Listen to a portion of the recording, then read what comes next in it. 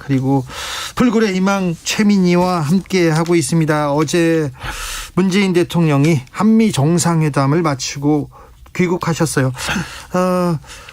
뭐 성과가 크다, 최고의 회담이었다, 이런 또 평가가 있는 반면 좀 박하기도 한데요. 국민의힘의 평가부터 먼저 들어보겠습니다. 네, 일단 진일보된 한미 동맹의 성과가 있었다고 인정을 합니다. 네, 그 부분에 대해서는 그리고 모처럼 주요 언론들이 일제히 이 성과에 대해서 인정하는 기사도 썼고요. 네. 근데 저는 이런 생각을 해봐요. 그 문재인 정부 출범 이후에 오히려 중국하고 북한을 의식해서 한미 동맹이 약간 수십 발자국 더 후퇴했던 게 아닌가. 그래서 뒤로 물러났다가 지금 다시 간 거라 이제 겨우 제자리로 방향선에 한 거다라고 보면 지금부터가 더 중요하다고 생각하는데요.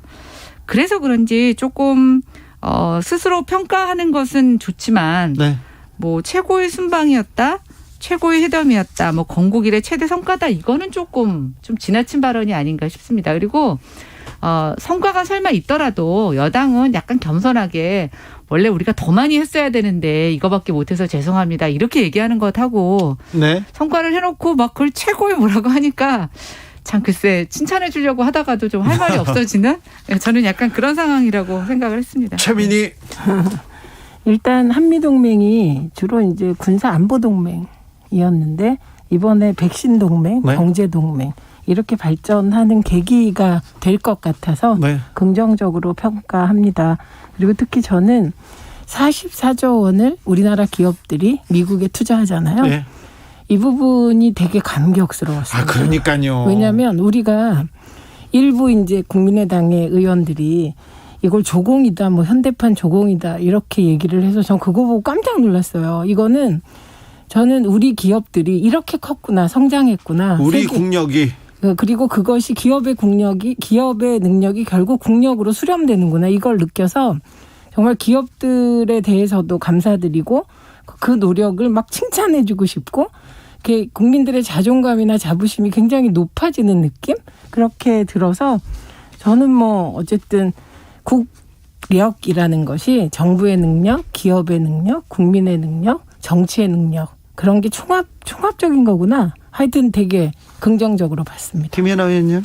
네, 정말 대단하죠. 지금 굉장히 속도를 빠르게 가고 있는 노동과 고용정책, 또 코로나로 인한 여러 가지 악재 속에서도 우리나라 기업들이 그 정도의 어떤 투자 자금을 만들고 또 진출할 수 있다라고 하는 것은 굉장히 놀랍다고 보고 있고요. 대단합니다. 네, 근데 이제 다만 저는 이제 뭐 정의당 논평 같은 경우에는 44조 원 주고 55만 명 백신 얻어왔다, 뭐 이런 혹평도 있었는데 저는 이제 뭐 그렇게까지 폄하하고 싶진 않습니다. 그러나 좀 우리가 명확하게 해야 될 것은 44조 원 투자라는 것은 이제 진짜 첫 단추에 불과합니다. 그리고 투자하는 과정에서 또 우리의 법과 제도가, 미국의 법과 제도가 기업들의 투자에 걸림돌로 작용할 수도 있습니다. 그러니까 미국은 자기네들 공급력을 확대하려고 하는 노력이고 우리는 시장 개척인데 뭐 이게 그렇게 순수하게 우리가 또 잘 나갈 때 그만 놔두지는 않을 거라고 보면 우리 국가도 우리 기업들이 해외 나가서 좀 더 역량을 펼칠 수 있도록 하는 여러 가지 지원책 지금부터라도 이번만이 끝이 아니라 계속 그런 것들 좀 고양시켜줘야 된다고 생각하고 우리 한국이 정말 대기업 중심으로 많이 성장했습니다. 그거에 대한 공과가 다 있지만 점점 시장과 기업에 대한 어떤 혐오, 비하 이런 걸로 통해서 기업가 정신이 많이 사라지고 있는데요. 저는 이번에 이런 계기를 통해서 우리가 산업화 시대를 일구었던 그런 기업가 정신에 대해서도 좀 더 승화시키고 발전시키는 계기가 됐으면 좋겠다 생각해 봅니다. 네, 저는 뭐 기업에 대한 혐오감이 전혀 없는 사람이라. 저도요. 네, 그렇기 때문에 뭐 적극 동의하고요. 다만 이제 기업이 그런 글로벌한 기업으로 성장했으니까 글로벌 스탠다드에 맞게 경영하고 그에 따른 회계 처리를 하는 건 또 기업의 의무겠죠. 법은 지켜야죠. 네, 그런데 정의당의 경우 44조 주고 뭐 백신 55만 개 받았다. 그래서 그게 문제인 겁니다. 그렇게 단세포적으로 반응하면 정말 안 되는 거고요. 정의당이요. 왜냐하면 저는 그 반도체 공장 관련하여서는 이건 미국이 굉장히 요구가 컸습니다. 왜냐하면 미국이요. 재정 막 투입했잖아요. 근데 그 재정 투입 중에 하나가 이제 제조업 투자가 있었는데 그 1.9조 달러인가 그렇잖아요. 그 투자하면서 방향을 정했는데 반도체, 배터리 등 5개 분야에서 중국을 앞지른다를 그 재정 확대 정책 발표하면서 얘기를 하는 걸 보고 그건 처음 있는 일이었거든요.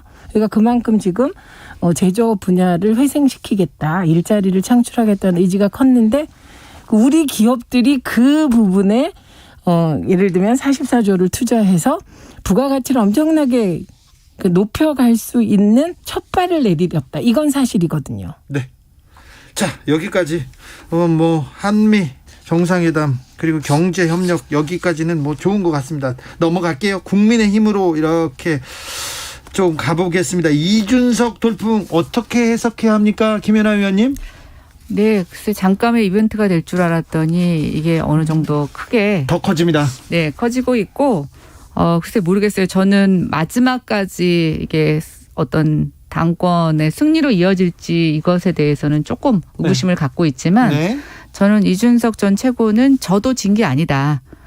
본인 정치 어떤 경력 중에서 저는 굉장히 화려하게 주목받는 지지 않는 선거일 것 같다. 그렇죠. 네, 결과 관계없이. 국민의힘 지금 당권 경쟁이 굉장히 흥행 가도에 접어들었어요.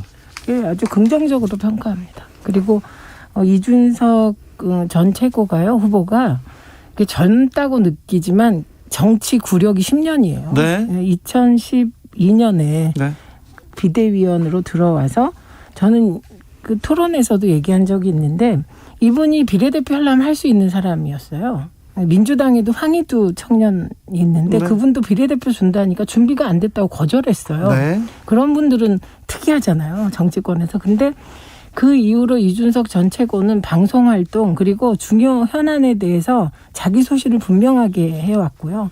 그리고 부정선거 논란이 일었을 때 총선 후에 그거 아니라고 앞장서서 아주 국민의힘 내에서 상식의 목소리를 대변하는 역할을 했고 최근에 이제 젠더 갈등과 관련하여서도 자료와 수치에 기초해서 발언을 하고 있기 때문에 되게 긍정적으로 평가합니다. 근데 이제 당대표가 대통령 하기보다 힘들다 이런 말이 있거든요. 그렇죠. 네, 그리고 이제 당장에 당대표가 되면 국회에서 연설을 못하는 당대표가 되는 거예요. 원외 당대표의 서름.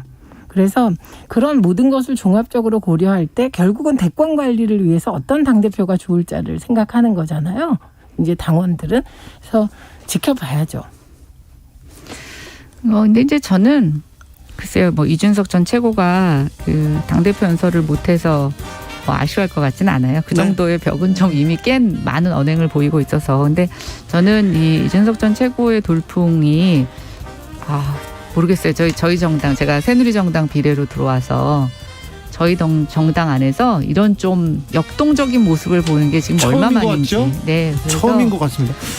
그래서 저희가 지난 4.7 재보궐선거를 나름대로 의미 있게 잘 치렀구나. 자, 이긴 것뿐만이 아니라. 국민의힘 당권 경쟁 2부에서 6시에 돌아와서 다시 하겠습니다.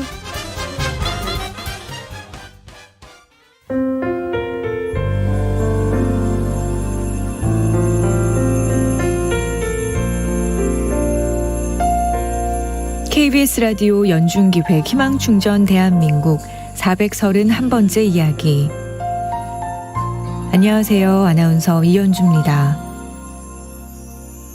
12살 성준이의 시간은 2년 전에 멈춰버렸습니다. 고작 10살이었던 성준이는 학교에서 무서운 사고를 당했습니다.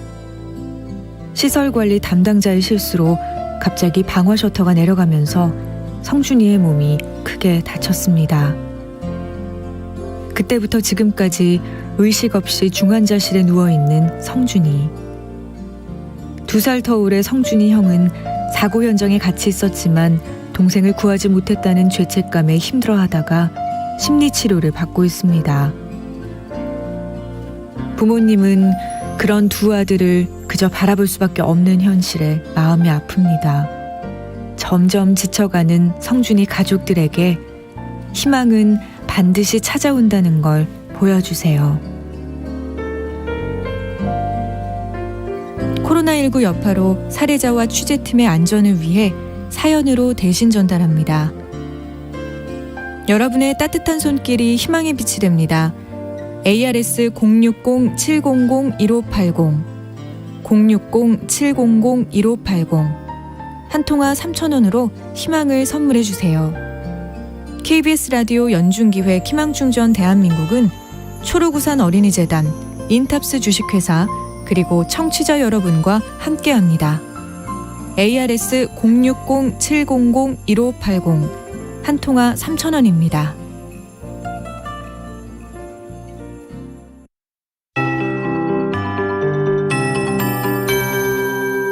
KBS 58분 날씨. 먼지 농도가 차츰 높아지고 있습니다. 현재 붉게 나타나는 곳도 전 시간에 비해서 더 많아진 상황이고요. 특히 이 황사의 영향으로 내일은 황사까지 겹치는 데다가 비와 돌풍 수준의 강풍, 우박도 예상이 됩니다. 내일 아주 궂은 날씨가 예보돼 있는 만큼 내일 오전까지 특히나 주의를 하셔야 되겠습니다. 현재 미세먼지주의보가 내려져 있는 곳도 상당히 늘었습니다. 서울 권역을 포함해서 중서부 쪽으로 현재 아주 붉게 물들어 있는데 서울은 평소 미세먼지 농도의 4-5배가량 높아진 상황으로 환기한다고 문을 열거나 운전 중 창문을 여는 행위는 오늘 좀 금지하시는 게 좋겠습니다. 이렇게 내일 오전까지 나쁨 상황 쭉 유지하는 곳이 많겠고요. 수도권, 강원권, 충청권 나쁨 상태. 그 밖에 전국 곳곳 또 오늘 나쁠 텐데 오늘 밤 지금 말씀드린 3군데 지역은 매우 나쁨까지 미세먼지 농도가 치솟겠습니다. 황사의 영향은 내일 오후부터 좀 벗어날 것으로 예상하고 있습니다. 한편 내일 소낙성 비와 강풍이 예보되어 있는데요. 오늘 저녁까지는 경기나 강원 일부에 소낙이 예보 있고 내일 새벽에 수도권, 강원 영서, 충청권에 비가 와서 오전에 그 밖에 전국으로 확대돼 내일 오후에 그칩니다. 비는 5에서 20mm, 강풍을 동반해 서울 등 서쪽 지역은 내일 강풍특보가 내려질 가능성이 있습니다. 지금 서울 기온 22도입니다. 최영우입니다.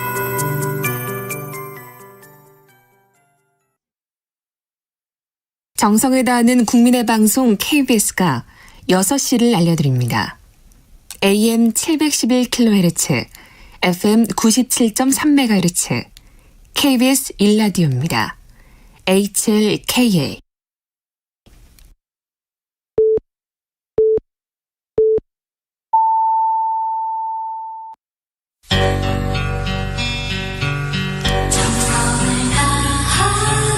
정성을 다하는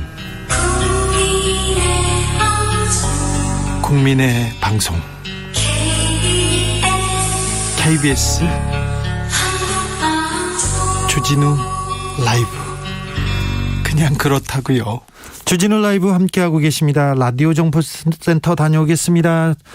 정한나 씨.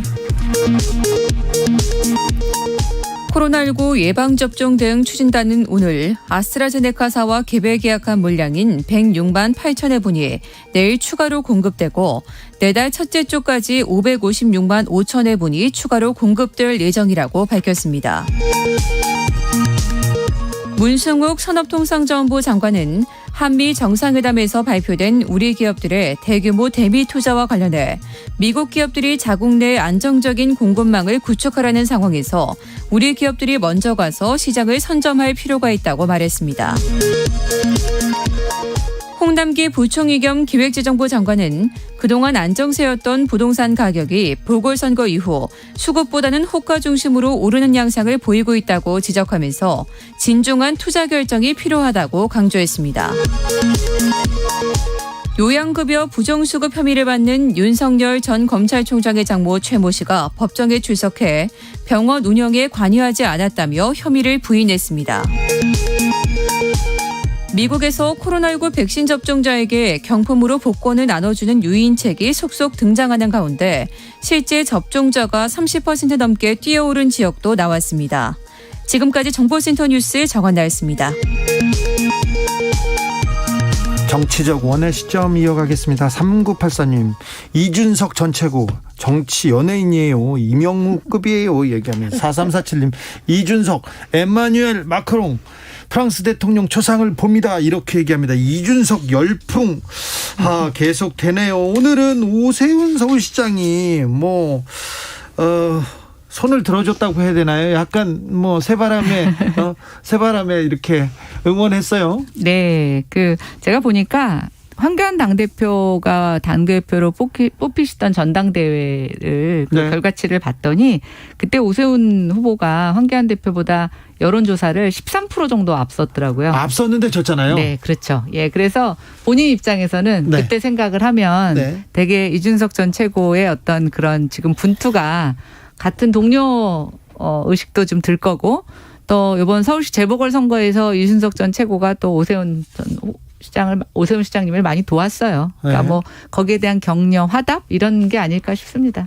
그냥 오세훈 시장 간섭 안 하는 게 이준석 후보 도와주는 거예요. 왜냐하면 쓸데없는 논란이 있다니까요. 그렇죠. 이렇게 하기 시작하면 누가 뒤에 있다. 예, 그런 얘기가 나와서 이게 이제 상대 후보가 있잖아요. 이 게임이라는 게. 네. 게다가 이제 공무원이시잖아요. 네. 그러니까 쓸데없는 논란을 안 일으켜도 이준석 후보는 그냥 자력으로 갈 것 같습니다. 근데 이제 오늘 뭐 오세훈 후보가 이렇게 이준석 최고를 직접 겨냥한 건 아니라 이제 초선들이 이번에 최고위원이나 당대표에 많이 나왔어요. 네. 그래서 이제 그거를 좀 격려했다라고 보면 되고요. 당 내에서도 진짜 유례 없이 지금 초선들이 사실은 굉장히 대범하게 네. 지금 대표와 최고위원의 도전장을 내밀었어요. 그래서 어떤 중진은 아니 나 원래 최고위원 하고 싶었는데 초선들이 당대표를 나오니까 최고위원 내기가 머쓱하다 이런 얘기가 있어서 내지 못했다는 분도 계시더라고요. 그러니까 이렇게 세대 교체가 되는 건데 지금 돌아보면 이 정치가 과거에는 정풍운동도 있고 뭐 천신정도 있고 이해찬 노무현 반란도 있고 막 진짜 초선들이 역동했잖아요. 그런데 이걸 오랫동안 못 봤죠. 민주당의 몫이었어요. 그렇죠. 그런데 국민의힘은 사실 굉장히 보수적이고 네네. 이 개파 그리고 이 중진의 힘 그런 게 있었잖아요. 그렇죠. 근데 이제 저희가 사실은 당 안에서 서로 어떤 정치 신인들을 키우고 육성하는 것들을 그동안 하지 못했고 그 결과로 저희가 지난 4, 5년 동안 굉장히 어려움을 겪었던 것도 사실인데요. 네. 어쨌든 저는 이번에 저희가 이기지 못해도 다들 지지하는 싸움을 할 거다. 그리고 이런 초선들과 원외의 도전 저는 당내 혁신과 분위기를 바꾸는 데 있어서 굉장히 긍정적이라고 평가하고 그러니까 싶습니다. 박근혜 전 대통령이 잘한 거죠. 발탁을. 네. 잘한 발탁. 이준석, 네, 그렇죠. 네. 네. 이준석의 첫 등장 기억하십니까? 조선일보 일면으로 기억하는데요. 지하철에서 나오는 가방을 맨 이준석 사진을 찍어가지고 엄청나게 그때 아이돌급 스타로 만들어줬죠. 보수 언론에서. 중요 방송 프로그램 있잖아요. 뭐 강적들이라거나 네. 이런 중요 프로그램에 거의 단골처럼 출연을 했고요. 그러니까 어떻게 보면 그런 노력들, 보수 쪽의 총 노력의 결과 뭐 이런 거라 누군가는 엄청 흐뭇할 것 같습니다. 네, 성과를 냈다고도 볼 수 있죠. 네. 6716님께서 오세훈 시장이 이준석 후보한테 줄 서는 듯합니다. 이런 얘기도 하네요. 자, 윤석열 전 총장의 자명이 길어지고 있습니다. 그 틈에 보수 언론에서 요새 최재형 감사원장 얘기가 계속 나오고 있고요. 김동연 전 부총리 이름도 슬슬 존재감을 보이고 있습니다. 이거 당내에서도 그렇습니까, 김연아 의원님? 지금 저희가 모르겠어요. 저도 제가 원내에 있지 않다 보니까 정확하게 말씀을 드릴 수는 없을 것 같은데 오히려 윤석열 전 총장하고의 어떤 접점 포인트보다는 지금 거론되고 있는 분들하고의 접점 포인트가 더 좀 많이 노출이 되는 것 같아요. 예. 그러다 보니까 이제 김종인 위원장님께서 김동연 전 부총리를 밖에서 언급하신 것도 영향이 있는 것 같고요. 예. 또 이게 이제 좀 자맹을 하고 있는 윤석열 총장을 빨리 나와라 그리고 자극하는 네. 일종의 그런 전략이지 않을까라는 생각도 드는데 어쨌든 윤석열 전 총장 이제 더 이상 자맹하기는 좀 어려울 것 같습니다. 빨리 나오셔야 될 것 같아요. 최민희 의원님 어떻게 보세요? 이거 보면 정말 가재나 고동이나 그냥 다 대통령 이건 곤란한 것 같습니다. 왜냐하면 최재형 감사원장은 현직이세요. 네. 그 현직인데 이 문재인 정부의 감사원장인데 감사원은 정치적 독립성과 중립성으로 별도 기구로 되어 있어요. 헌법기관이에요. 정치적 독립성과 중립성으로 가장 강조해야 될 덕목이 있는 사람들이 검찰총장, 감사원장 그런 자리 아닙니까? 네, 그런데 지금 윤석열 전 총장이야 뭐 이미 뭐 그렇다고 치고 최재형 감사원장이 감사원장 자리에 있으면서 이런 얘기를 이런 거에 오르내리고 본인도 딱 부러지게 하지 않고 네. 윤석열 어게인 하는 것은 저는 이건 좀 이상하고 웃기다. 네. 웃기다. 근데 누가 다 생각합니다. 임명하셨어요? 이거는 뭐 그럼 인사 실패? 인사 실패를 아니, 인정하시는 인사 거예요? 실패라고 말하면 안 되죠. 그 사람이 정치를 하고 싶은지 안 하고 싶은 것까지는 할 수 없는데 최소한 공직자가 가지고 있어야 될 최소한은 있어야 된다는 거죠. 그러니까 하고 싶으면 지금 나가서 하시면 되는데 네. 감사원장이면서 그 말은 못하겠다. 이거는 좀 이상한 거죠. 어색해요. 아무튼 인사를 잘한 것 같지는 않습니다. 1521님께서 상대적으로 더불어민주당은 왜 그렇게 올드해 보이고 구태의연해 보이고 진짜 보수처럼 보이는지 모르겠네요. 이렇게 문자를 주셨습니다. 1521님께서 민주당에 애정이 있으신 문자를 주셨어요. 자, 그러는 사이에 국민의힘에서 부동산 정책을 발표했습니다. 지금 민주당에서 어떻게 할까 저렇게 할까 지금 토론을 거듭하고 있는데 국민의힘표 부동산 정책 어떤 내용이 담겼습니까? 이거 김연아 의원이 만들었습니까? 아닙니다. 이거 내용 보니까요. 뭐 민주당 이번에 부동산 TF 네. 또 지난 재보궐선거에서 언급됐던 얘기 다 담으셨네요. 그러니까 그래요? 이슈는 민주당에서 띄우고 네. 제가 봤을 때는 이슈 선점은 국민의힘에게 뺏기시는 것 같네요. 지금 민주당이 처음에 당초 얘기했던 것보다 자꾸만 오락가락 갈팡질팡 모습을 보이면서 완화하겠다는 건지 안 하겠다는 건지 자꾸만 국민들을 헷갈리게 하는데 그 사이에 치고 나왔어요? 그거를 지금 다 줍줍하셔가지고 대부분 다 그 내용을 담고 있고요. 다만 이제 민주당에서 언급되지 않은 것들 중에 취득세하고 그러니까 취득세가 지금 이제 일몰로 좀 감면해 주는 게 있는데 21년 말까지 돼 있는 것들을 조금 더 연장하겠다라는 내용을 좀 살짝 더 추가를 하셨고요. 다주택자 양도세 중과를 한시적으로 폐지해서 단기적으로 주택 공급 유도하겠다라는 내용이 더 추가로 가져갔고, 그다음에 이제 공시가격 얘기가 민주당에서는 없고 오락가락했죠. 상한을 두느냐 안 두느냐라고 하는데 지금 이제 오늘 나온 그 부동산 대책에서는 직전 연도 공시가격을 5% 이내에서 상한제 도입하자라는 것하고 종부세는 2020년 수준으로 동결하자라는 것 정도 들어갔습니다. 그리고 뭐 지금 내용을 보시면 다 민주당에서 한 번씩들은 언급됐던 것들이에요. 민주당의 부동산 정책하고 큰 차이는 없습니까? 그러니까 그 소재들은 다 가져와서 실질적으로 오락가락하던 것을 우리는 우리 아니라고 다 내놓은 것들이죠. 거기에 몇 가지 안을 더 추가했습니다. 이렇게 된 겁니다. 민주당에는 그 다양한 의견이 있는 거예요. 저는 그게 민주정당이라고 생각합니다. 예. 이제 결정이 남아 있는 거예요. 네. 근데 민주당의 가장 오른쪽 의견들을 받아들이고 조금 더 나가신 거예요. 예를 들면 다주택자 양도세 중과 부분을 유예하자, 이런 부분은 저는 개인적으로도 반대합니다. 그리고 취득세 부분은 1가구 2주택부터 취득세를 강화한 것은 이건 시장에서도 긍정적으로 평가하는 부분이거든요. 그래서 그러니까 민주당은 지금 그런 여러 가지 안을 놓고 토론 중이고 그 결론이 나와야 국회에서 논의가 되는 거거든요. 근데 지금 저희는 그래서 다주택자 이 부분은 취득세가 아니고 그 서민주택하고 생애 최초 주택구입 취득세를 지금보다 더 낮춰주자는 거예요. 왜냐하면 주택 가격이 그거는 많이 뭐, 올랐으니까요. 네, 그래서 아니 생애 최초 주택자가 집을 구입한다는 전제인데 시장에 이제 진입한다는. 근데 그게 그 생애 최초 주택을 사는 사람들이 지금 시장 진입이 어렵기 때문에 그건 따로 대책을 마련해야 되는 거죠. 그러니까 민주당은 제가 보기에는 국민의힘이 저렇게 정리를 했기 때문에 이제 민주당 정리할 필요가 없어요. 저 부분은 그냥 국민의힘 안으로 갖고 오시면 되고, 민주당은 오히려 시장에 진입할 수 없는 분들을 위한 정말 악소리 나는 그 공급 대책부터, 그리고 생애 최초 주택 진입자, 구입자, 그리고 신혼부부 중에서도 특히 애가 있는 분들 등등 정말 필요한 분들, 집이 이런 분들에 대한 대책을 마련해서 나가면 이제 저게 결정된 안이 아니잖아요. 국민의힘 아니고 민주당 안이 다시 토론이 되지 않겠습니까? 그래서 오히려 국민의힘이 저렇게 보수적으로 결정을 해주면 민주당은 오히려 조금은 그 전향적인 결정을 할 수 있을 것 같아서 국민의힘 도움받네요. 민주당은. 저는 도움받을 반대라고 것 같아요. 생각하는데요. 이제는 뭘 얘기하셔도 저희가 이렇게 확정안으로 얘기함으로써 민주당은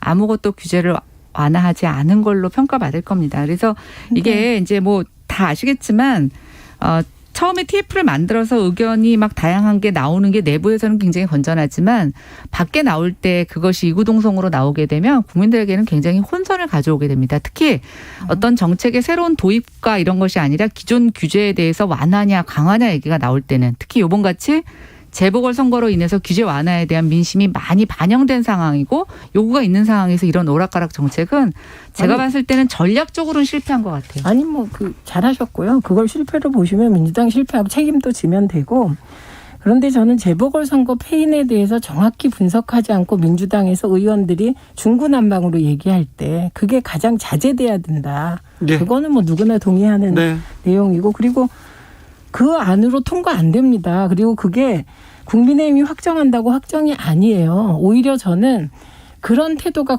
국회가 문제라고 생각해요. 빨리 확정하려고 그러고 빨리 뭐를 하려고 그러고, 이 부동산 문제 같은 건 이해 당사자가 너무 많기 때문에 오히려 시간 걸리고 토론하고 그걸 언론이 왜곡만 안 해준다면, 선수로 뛰지만 않는다면 바람직하고 각 당이 그런 절차를 거치고 국회에서도 정말 다양한 토론 후에 결정하길 기대합니다. 이 부분만은. 네. 내일 모레 김호수 검찰총장 후보자에 대한 인사청문회 있습니다.